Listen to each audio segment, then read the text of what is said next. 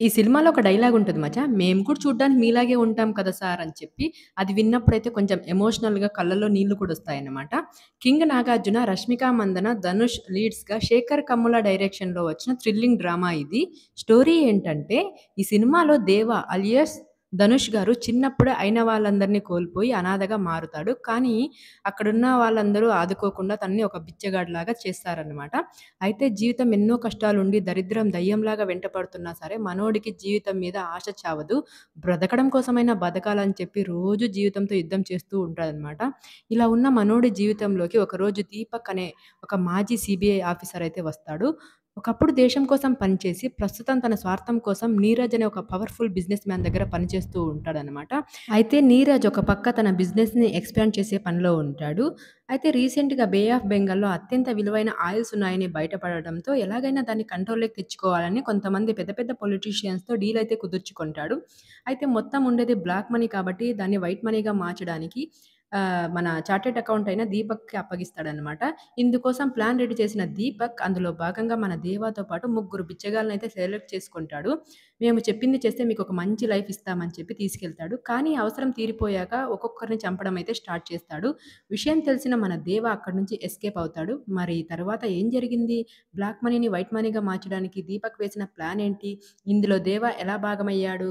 అసలు ఈ దీపక్ ఎవరు? ఒకప్పుడు దేశం కోసం పనిచేసి ఇప్పుడెందుకు ఈ బిజినెస్ మ్యాన్ దగ్గర పని చేయాల్సి వచ్చింది?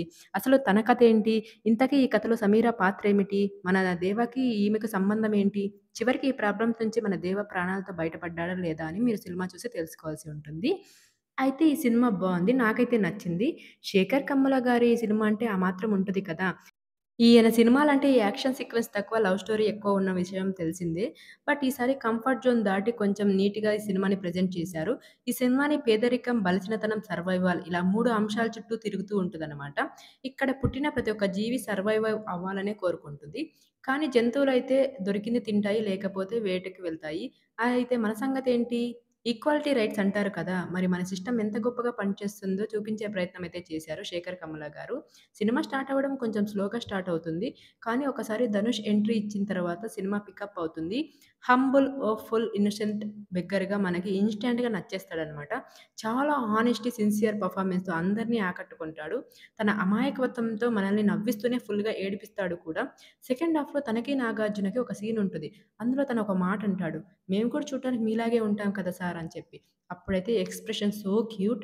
దీపక్‌గా నాగార్జున గారు చాలా బాగా చేశారు. తన ఐడియాలజీకి, అవసరానికి మధ్య నలిగిపోతూ ఉంటారనమాట. తను చేసేది తప్పని తెలిసి కూడా చేయాల్సిన పరిస్థితయితే తనదుంటది. అండ్ తనకి, ధనుష్‌కి మధ్య వచ్చే సీన్స్ అయితే చాలా బావుంటాయి గానీ, కొంచెం రిలేషన్‌గా కొంచెం డెవలప్ చేస్తే బావుండు అని అనిపిచ్చింది. ఇంకా విలన్‌గా జిమ్ సరఫ్ విలన్‌గా యాక్టింగ్ అయితే బాగా చేశారు. డబ్బు, పలుకుబడి కోసం ఎంత దూరమైనా వెళ్ళే బ్రూట్‌లెస్ బిజినెస్ మ్యాన్‌గా బాగా చేశాడనమాట. ఇంకా సమీరాగా రష్మిక మందనకి మంచి రోలే దక్కింది. తనకి, ధనుష్‌కి మధ్య వచ్చే సీన్స్ అయితే చాలా హిలేరియస్‌గా ఉంటాయి. టెక్నికల్‌గా సినిమా సాలిడ్‌గా ఉంది. దేవిశ్రీ ప్రసాద్ అందించిన మ్యూజిక్ కానీ, పాటలు కానీ చాలా అంటే చాలా బావున్నాయి. సినిమా ఆటోగ్రఫీ బావుంది. ఫ్యామిలీతో చూడొచ్చా అంటే చూడొచ్చు. అడల్ట్ కంటెంట్ ఏమీ లేదు. సో, ఇదనమాట నా రివ్యూ. నా రివ్యూ గనుక మీకు నచ్చినట్టయితే ఒక లైక్ చేసి, షేర్ చేసి, సబ్స్క్రైబ్ చేసుకోండి. ఇంతకీ మీరు సినిమా చూస్తున్నట్టయితే మీకెలా అనిపించిందో కామెంట్ చేయండి. ఇంకొక రివ్యూతో మళ్ళీ కలుసుకుందాం. Thank you. జై హింద్. బాయ్.